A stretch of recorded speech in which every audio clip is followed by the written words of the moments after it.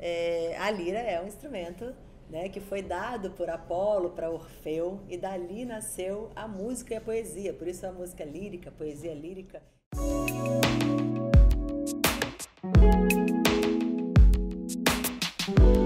Olá, meus amigos da internet. Estamos aqui no Leblon, no restaurante Fratelli, nosso ponto de encontro no Rio de Janeiro, para o programa do Vila. E hoje nós vamos receber aqui professores, artistas, celebridades, personalidades que promovem o Rio de Janeiro. Uma conversa, um debate. E eu gostaria de contar com a presença de vocês, curtindo, compartilhando e comentando em nossas entrevistas. Um grande abraço, vamos à conversa, aqui pela Insigne TV, impulsionando o notável. Olha só, aqui no Fratelli é sempre um bom encontro, uma boa conversa, né? Eu hoje estou aqui com a Cris Lira. A Cris me trouxe alguns livros, está fazendo novamente um lançamento. Quantos livros, hein, Cris? Eu já tenho? Olha, eu tenho 2 livros da Matrix Editora. Esse aqui que é o Coaching Mitológico, que é bem interessante, porque são trechos inspirados nos mitos gregos e depois reflexões inspiradas nesses mitos. Então, assim, eu uso como um oráculo também, né? Então, eu pego uma carta por dia e leio, né? E aí sempre vai ter aqui esse trecho de um mito, e aí você vai aprendendo um pouquinho de mitologia grega e depois uma reflexão inspirada nos mitos gregos para você trazer para sua vida. Vamos fazer um teste com você? Você pode tirar uma carta? Só para a gente exemplificar? Vamos ao teste agora, hein? Aqui nada é ensaiado, hein? É espontâneo. A gente vai fazer aqui na hora. Você vê como é simples. Mas assim, sempre num oráculo, né? O mais importante é a energia. Então, sente as cartas, segura elas, sente e tira uma. Simples assim. Se puder, não cruza perna nem braço. Não, vamos tirar de uma boa sorte com uma boa mensagem, hein? Vamos ler. Posso ler? Deve, por favor. Agora eu fiquei preocupado. Não precisa. Tô só sem óculos, né? Enlouquecidas por Dionísio, as duas... Olha, você tirou logo Dionísio. Então, olha só. Isso não é coincidência, gente, porque eu não acredito em coincidência. Pra mim é tudo sincronicidade, tá? Então, enlouquecidas por Dionísio, que é Baco, né? Que é outro nome para Baco, as duas, o deus do vinho, né? As duas filhas do rei preto vagueavam pelos campos em delírio, julgando-se bezerras. Foram curadas pelo adivinho Melampo, que recebeu em troca 2/3 do reino de Argos. Esse é um trecho do mito grego, tá? E essa interpretação é particular, né? Eu já tenho a minha interpretação. Não, isso é só um trecho do mito. Agora vem uma reflexão, uma proposta de uma reflexão. Que, teoricamente, né, pela energia que você que tirou essa carta, então ela deveria vir para você, a reflexão poderia ser útil para você. Vamos ver se ela conversa com alguma coisa com a sua vida. Você costuma usar seu poder de transformar uma situação para melhor, mesmo que isso não faça parte do seu trabalho e provavelmente não receba algo em troca? Eu acho que todos nós estamos com essa preocupação hoje, né? De fazer um mundo melhor, uma sociedade melhor e um compromisso melhor, né? Eu acertou aqui, eu tenho que agradecer essa possibilidade. Eu acho que é um bom recado e um bom exercício, né? Agora, eu faço um paredão aqui, nós vamos conversar sobre outros livros, mas eu tenho que oferecer a curiosidade aos meus colegas que estão assistindo. Quando eu apresento Cris Lira, você é parente do Carlinhos Lira? Sou, ele é irmão da minha mãe, meu tio, grande falecido há pouco tempo. Notória, a MPB, né, a Bossa Nova, o Carlinhos Foi um dos Lira. Criadores da Bossa Nova, foi uma influência muito especial na nossa vida, né, uma influência artística muito especial. Tem uma curiosidade com o nosso sobrenome da Lira, fazendo esse gancho aqui ainda com a mitologia grega. A lira é um instrumento, né, que foi dado por Apolo para Orfeu, e dali nasceu a música e a poesia. Por isso a música lírica, a poesia lírica. Eu tenho poemas sobre isso, tenho roteiros e um projeto, né, que já foi feito, as Noites de Baco, que eu faço com meu irmão Cláudio Lira, que fez muitos shows com meu tio, que é músico, e a Bruna Barros. A Bruna esteve aqui conosco, comentou inclusive, eu brinquei com a Bruna. Bruna já está fazendo um projeto de magia, né? E é esse o projeto também, Esse né? é o nosso lançamento, né? Que é a Draguxinha, que é uma mistura de dragão com bruxa, a Draguxa. A gente primeiro lançou esses gibis nas bancas do Rio de Janeiro. É o gibi da Draguxinha, então a história... Ui, desculpa, caiu, gente. A história em quadrinho, né? É muito importante essa questão da história, do resgate da história em quadrinho, inclusive para alfabetização, para leitura, por exemplo. Você não pode entregar a uma criança uma obra de Machado de Assis se ela no passado não teve o hábito da leitura, né? Exato, e assim, é muito legal porque a gente trata de conteúdos muito bacanas, muito relevantes, então os pais podem comprar tranquilos, porque a gente fala de bullying, a gente fala de cuidado com animais, a gente fala de preservação ambiental, a gente fala de foco, mas de uma forma assim muito lúdica, né? Isso aí aparece ali no meio da história, mas não tem um tom professoral, é sempre bem divertido. E o nosso último lançamento é a coleção Draguxinha, que vem 5 livrinhos. E todos têm no QR Code aqui na contracapa, ó, um QR Code com uma música correspondente. Essa possibilidade, fazendo igual o Jô, já interrompendo, mas claro, esse QR Code que a pessoa pode no celular colocar e vai escutar o livro, vai ouvir? Vai escutar a música. As músicas. Que também estão no Spotify, no álbum Draguxinha, tá? Em todas as plataformas moderno digitais. Isso, né? É a tecnologia hoje, né? Muito bacana, porque as músicas contam um pouco da história também, né? Eu, inclusive, participei de musicais infantis do meu tio quando eu era criança, então também vem um pouco dessa história. Na peça que a gente estreou, a gente fez uma pré-estreia na Bienal, desde o musical da Draguxinha, e aí a gente acrescenta 3 músicas dele, do meu tio. Uma que a gente traz desse musical dele, que é o Dragão e a Fada, que é a música do dragão. Uma que é do menino que sofria bullying, a gente usa também quando ela sofre bullying na escola, a Bruxinha. E uma outra que é a única música da peça, que é dele com Paulo César Pinheiro, que é Pelo Bem da Vida, que é uma música lindíssima, que é quando os pais da Draguxa têm que se separar e tal. É o momento mais triste, romântico e mais adulto um pouco da peça, apesar de ser uma peça juvenil, né, infantil. Não, essa é a importância de tratar, parece um clichê, mas é a pura verdade, né? A criança é o futuro, você está tratando já sobre assuntos para o futuro, mas você também tem uma dramaturgia, né? Uma literatura voltada para adultos, também tem esse compromisso, né? Ela tem várias camadas, né? A história eu acho que é bem assim, até brinco que ela tem tudo para ser um conto de fadas, mas é um conto de bruxa. Então ela tem aquele sabor dos clássicos, sabe? E então é uma coisa assim muito gostosa de ser vista pela família toda. Eu acho que é uma história para toda a família. No fim é isso. Como a gente tem que definir público-alvo, muitas vezes pedem isso, exige, a gente é uma história infantil. Para todas as idades. Mas é para a família toda, é para todas as idades. Inclusive a gente vê muitos adultos adorando, minhas amigas adoram.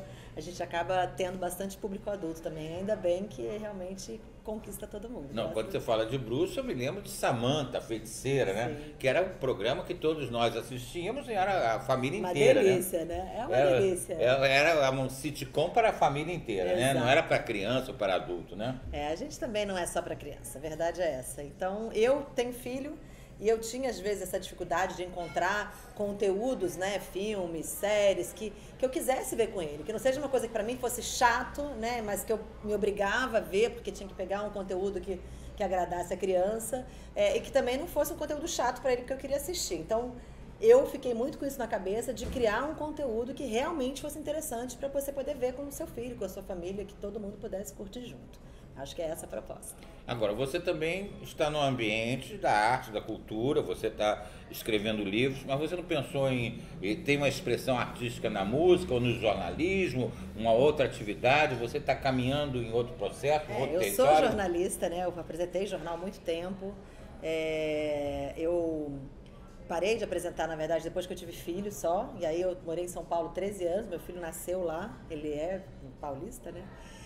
Mas aí a gente veio para o Rio quando ele tinha 1 ano e pouco, e aí eu parei um pouco, até por causa dele, eu acho que foi aí que eu, para ficar mais com ele, para ficar mais em casa, comecei a escrever mais e a voltar para essas minhas raízes mais artísticas, porque minha mãe também já trabalhava com arte, tinha toda essa influência do meu tio, tanto que eu também passei a estudar música, eu componho as músicas da peça, da história da Draguxa. Então você também tem um trabalho de composição na parte da música, não é isso? Para esse projeto principalmente, agora faço também para outras coisas. Hoje em dia é muito legal que tem gente que me procura para fazer letra, ou que vê alguns poemas meus no meu Instagram e se oferecem para fazer melodias, músicos muito bons que fizeram, enfim, que acabou resultando em obras muito legais, que eu fico muito orgulhosa. Agora, eu tenho um compromisso com quem está nos assistindo, e às vezes a gente é um ensino à distância, né?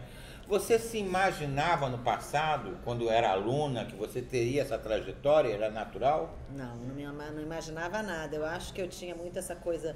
Sempre gostei muito de ser criativa. Acho que... Então, a primeira coisa criativa que eu quis fazer foi fazer alguma coisa diferente da minha família. Então, eu fui ser jornalista que não tinha nada a ver com a minha família. Fui morar em São Paulo, sozinha, sem ninguém da minha família lá. Mas depois que eu tive filho, já tinha, né, traçado aí uma jornada, né, de jornalista bastante interessante, eu acabei querendo voltar para a família e acabei não resistindo a voltar também para as artes, né? E sou apaixonada por arte, realmente, não tinha como eu fugir disso. E aí foi curioso porque eu acabei me separando do pai do meu filho, criando meu filho sozinha. E ele, lá pelas tantas, sei lá, 5, 6 anos, começou a querer brincar de luta. E eu, apesar de ter, inclusive, apresentado o UFC, mas eu não sabia lutar direito. Mas eu falei, ai meu Deus, como eu vou lutar, filho? Mamãe não sabe lutar e tal. E ele queria lutar.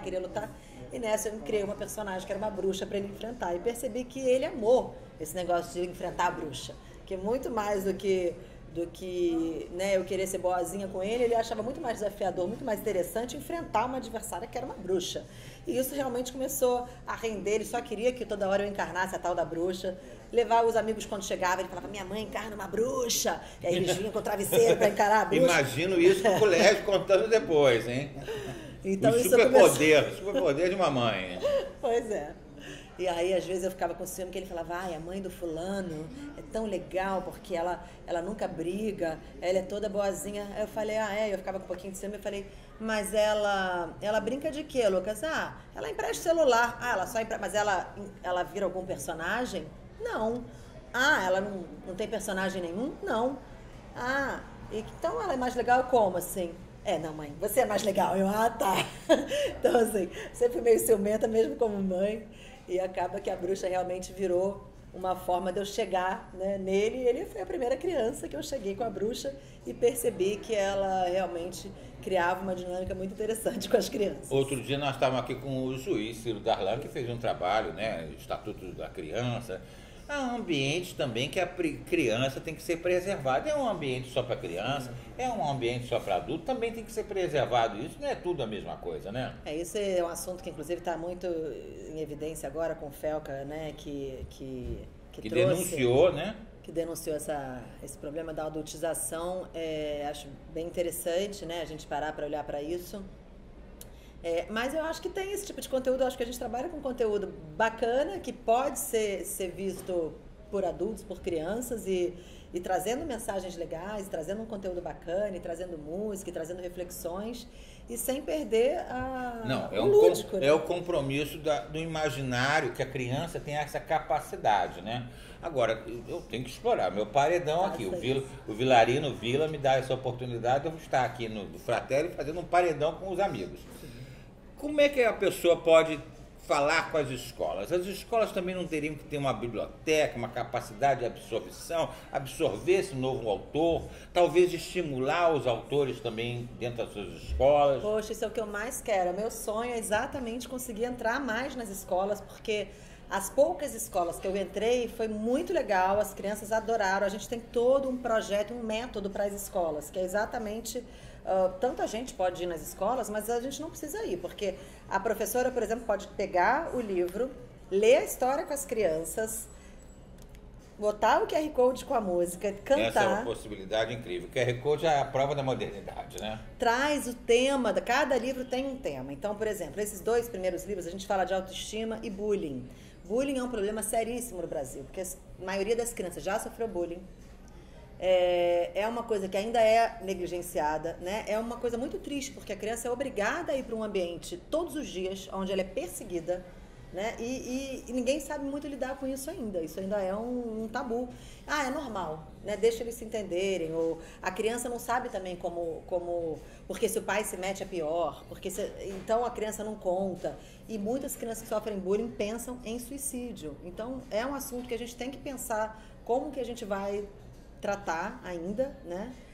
No Brasil é um dos países com mais problema de bullying.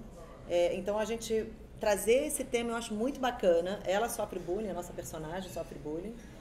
Então ela só tem amigos na floresta que ela vivia e tem muita dificuldade de ter amigos, porque ela é uma menina com as suas características muito originais, né? Pra começar, ela é uma bruxa, então ela é uma aprendiz de bruxa. Uma diferente na sociedade, né? Ela é uma diferente na sociedade, ela chegou numa escola sem saber lidar, né, com aquele ambiente, sem estar preparada para aquilo, e tem muita dificuldade e reage mal, porque a criança não tem a maturidade de necessariamente saber lidar com o bullying que ela sofre, nem nós adultos às vezes sabemos, né? Imagina crianças de 8 anos, enfim, de qualquer idade. Então, eu acho que, então, assim, a professora poderia, por exemplo, estar lendo a história, puxar essa conversa, esse tema, né? Porque trazer isso para a criança interagir, para a criança poder dar o seu depoimento, se ela já sofreu, se ela não sofreu, como é que isso, né? Se ela estivesse nesse lugar sofrendo, né? Então, olhar para isso, entender o lado do outro, puxar essa conversa. Eu acho que a conscientização do assunto é o primeiro passo para a gente conseguir transformar as coisas. As escolas têm um papel fundamental na questão da leitura. Eu gosto muito da ideia também da história em quadrinho, né? Sim. Agora, eu aproveito aqui um paredão também, tá? Eu queria aproveitar o seguinte, às vezes eu tenho um colega em casa que está assistindo, né? E ele imaginou ser um autor. Não, eu escrevo, eu já escrevo. Meu trabalho de redação é ótimo no colégio, eu ganho 10. É um caminho, o autor faz um trabalho muito solitário, né? Você diz a criança pensar em ser autor ou alguém adulto que está em casa assistindo as duas coisas? Eu acho que são os dois caminhos. Tá. A pessoa, às vezes, que é uma criança, um jovem, que pensando, que assistindo agora, uma autora, né? Qual é essa formação? É um trabalho muito solitário. E talvez também a experiência daquele que tenha que migrar de profissão. Ele já tem uma experiência e ele vai oferecer a sua experiência através de um livro, contando, né? Agora, essas duas conversas. A primeira, a criança que está hoje nos assistindo, o jovem que está nos assistindo, ele está pensando em ser um autor. O autor, ele faz um trabalho solitário, ele trabalha dentro da casa dele. Como é esse processo? Eu acho que tem processos diferentes, né? Acho que cada um encontra uma forma diferente de fazer. Só para completar, além dessa coisa da conversa, da leitura e da música, tem também as oficinas, que a gente chama de alquimias. Então, por exemplo, uma experiência que eu tive indo numa escola e propondo uma oficina literária, né, eu pude ver, né, foi muito nítido para mim, esse dom em algumas crianças que participavam, a dificuldade de algumas crianças, tá, que você pedia para fazer um bordão ou cada personagem tem um bordão. Vamos fazer um bordão sobre você mesmo? Foi uma das coisas que a gente propôs. Com rima, ou, enfim. Então, algumas oficinas, né, que a gente chama de alquimia, que a gente faz, a gente tem alquimia musical, alquimia teatral, alquimia literária, tudo partindo das histórias. Isso, né? Ela está dando um norte aqui de uma informação muito importante. Então, há também a possibilidade de você se integrar a projetos que já ocorrem, né? Sim, e eu pude ver, então a gente fez essa brincadeira, cada um ia fazer um bordão sobre si próprio, né? E tinham crianças que realmente não conseguiam fazer. E a gente tinha que ir lá e ajudar, né, e tal, e orientar. E tinham umas que faziam 3, 4 de forma brilhante. Você via que ali tinha uma aptidão natural, ou ele foi incentivado em casa, enfim. Eu não sei como ele chegou até ali, mas o que eu encontrei ali na hora de fazer essa oficina com essas crianças foram crianças com um dom perceptível para a literatura, né, para escrever, que adoravam, que tinha uma facilidade enorme, e outros que não era dela, né, e que talvez se eu fizesse uma oficina ali musical, ou teatral, ou artística, a gente iria ver uma outra situação nessa outra dinâmica. Então, claro que cada um tem, né, aptidões diferentes, e você pode, nessas oficinas, nesses trabalhos, identificar, né, algumas aptidões já, alguns dons naturais. Tem aquela piada que se você for querer testar o pássaro pela capacidade de subir em árvore, coitado, vai se sentir sempre um fracassado, porque não é a dele, né? Ele não sobe em árvore, ele voa, mas não sobe, né? Então, assim, isso é muito interessante, porque às vezes é uma coisa que já é discutida isso também, né? Você quer que a criança seja boa naquela matéria, e ela não é, né? Não, você tratou de ela é boa em outra coisa. Aqui é um paredão, eu quero inclusive ter várias vezes outros encontros com você, mas aproveitando também a noite, o dia de hoje, a nossa entrevista de hoje, o momento. Os adultos também estão com preguiça de ler, né? E não dá a possibilidade da leitura, o conhecimento sem a leitura, né? Não, é imprescindível, né? O estudo implica em leitura. Agora, e ao contrário, esse adulto que está pensando em migrar de profissão, ele viria para um outro ambiente, ele tem uma experiência, uma bagagem, e ele poderia transformar isso numa obra, num livro? Como? Claro. Eu acho que tem várias formas. Inclusive, eu recebo muitos telefonemas de amigos que resolvem escrever, que começam a escrever, que querem opinião e que querem que eu leia os livros deles. Eu recebo bastante esse tipo de contato. Eu acho que tem várias formas. Uma coisa é você querer escrever de uma forma terapêutica, porque você, enfim, tem vontade, e você chega ali e escreve um poema, você escreve uma história, você faz uma coisa autobiográfica, ou uma coisa ficcional, enfim, seja lá o que você gosta de escrever.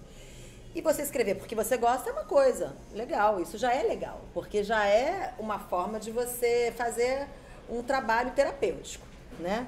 Agora, daí a você querer se tornar um escritor profissional, isso já vai envolver outras coisas, né? Porque a gente sabe que não é tão simples você chegar e falar, agora eu quero publicar um livro, eu quero uma editora, eu quero, né? E aí você tem uma outra questão, que é uma questão comercial, né?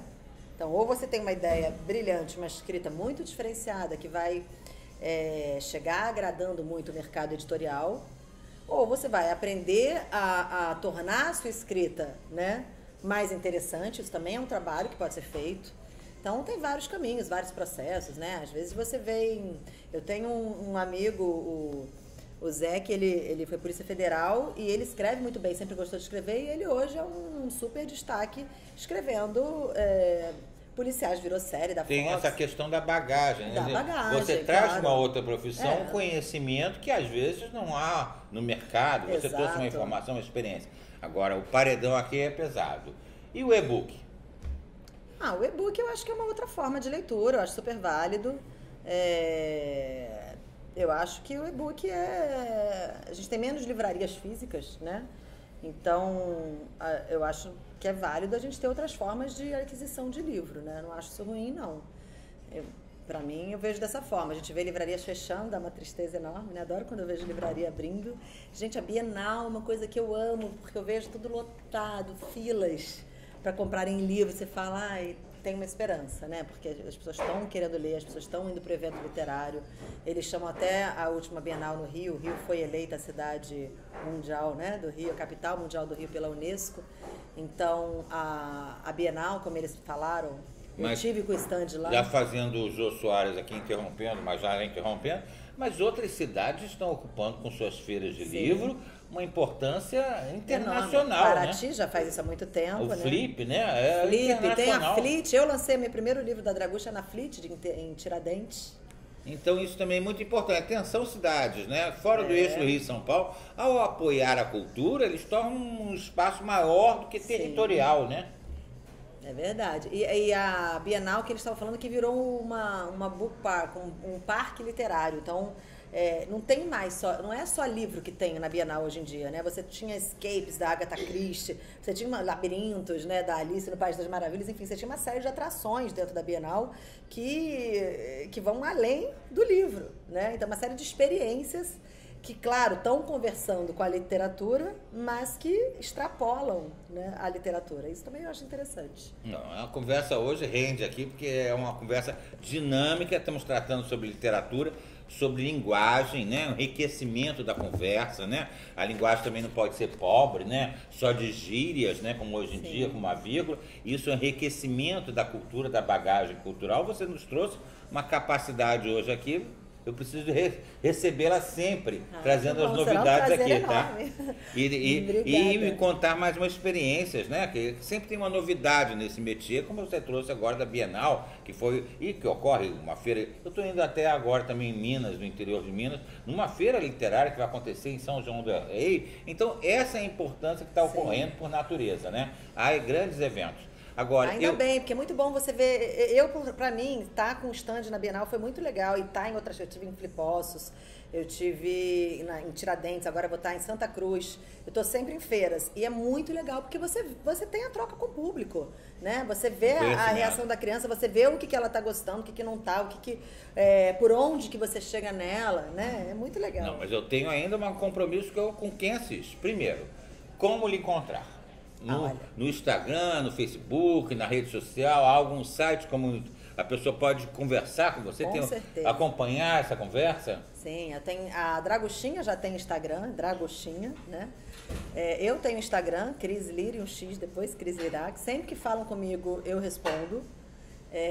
Agora a gente quer investir mais no YouTube, no TikTok, que é onde estão mais as crianças, levando mais conteúdo da Draguxinha, das nossas obras, das músicas, com os clipes musicais, enfim, com ensinamentos de magia.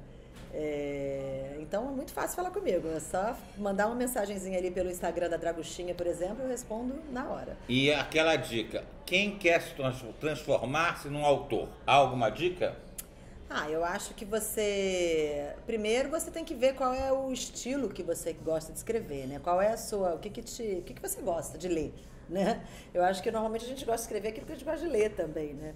E ler mais, né? Ver o que você, se você gosta de escrever sobre policial, então ver o que tem no mercado, né? Ler bastante sobre isso, ver filme. As senhoras escreverem as suas receitas também é importante, né? Sim, e fazer alguns cursos sobre escrita, né? Porque isso vai enriquecer, né, a sua escrita, com certeza. Esse exemplo que você contou aí do colega policial que descreveu as suas próprias experiências, os médicos, os advogados, que tem uma bagagem que é interessante, que contribui, né? É uma extensão do seu conhecimento, né? Porque por mais que a sua história não seja autobiográfica, é claro que tem uma parcela sua ali que você está emprestando. Dizem que os autores são todos os personagens, né? Quem eu sou? Eu sou todos, né? É uma conversa que vai render, mas eu aguardo você, Cris, outras vezes aqui. Perfeito. O programa do Vila está de portas abertas para que você volte aqui para a gente conversar inclusive sobre essa questão. Os mecanismos para a gente atingir hoje as crianças, que isso talvez seja mais importante. Sim. A inteligência artificial ou não inteligência artificial, hoje está se discutindo isso. Você já escreve com esse processo de IA ou não? Não, eu não escrevo com IA, até porque quando eu comecei a mexer melhor com IA já estava pronto, né? O que eu escrevi até agora já estava escrito. Eu já testei fazer um clipe de animação, eu tenho meu ilustrador, né, que fez todas as ilustrações e tal, e eu fiz, brinquei ali com a IA fazendo alguns clipes de animação das músicas, isso foi o que eu testei. Foi só o que eu fiz por enquanto, algumas apresentações eu vou começar a tentar usar a IA para facilitar esse processo de apresentação. Estamos todos num aprendizado novo, né? Também. Estamos todos nesse novo, que isso, na verdade, é uma tecnologia recente e que influencia diversos setores. Mas eu não sou tão boa em tecnologia, então eu não sou a melhor pessoa. Mas só o fato de você trabalhar com palavras, com texto, é claro que você já tem um conhecimento que está acontecendo no mundo, e é sobre isso que nós estamos conversando hoje, né? Claro. Não só na nossa experiência, mas no que nós estamos assistindo em nossa volta. Sim. Eu te agradeço muito, estou de portas abertas aqui, muito quero obrigada. Que você volte sempre. Mande um abraço para a Bruna também, que está participando desse projeto, tá? Com certeza. Em outubro, então, mês das bruxas, os nossos gibis e a nossa coleção vai estar nas bancas do Rio e de São Paulo. Então, por favor, não deixem de adquirir, super indicação. Não dura tanto tempo nas bancas. Super indicação, entendeu? Mês das bruxas está aí, outubro, não, né? É importante, inclusive, quando você pensa qual o presente que você vai dar a alguém, né? Eu recomendo esse de fato, né?